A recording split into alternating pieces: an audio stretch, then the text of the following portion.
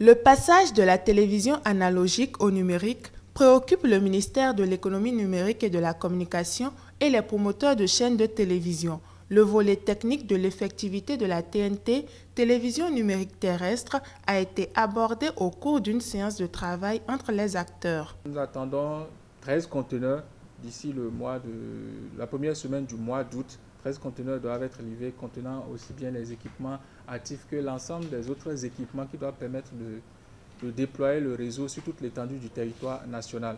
Donc dès que ces conteneurs vont venir, les équipements seront livrés sur site, sur les différents sites, sur les 29 sites, et le travail va vraiment accélérer. Les questions institutionnelles et juridiques ont également été passées au peigne fin. À ce sujet, l'environnement de la TNT sera partagé entre le public et le privé.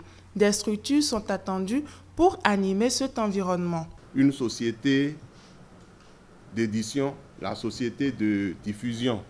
Et cette société de télédiffusion, au regard de la loi sur la TNT, est envisagée sous la forme d'une société d'économie mixte.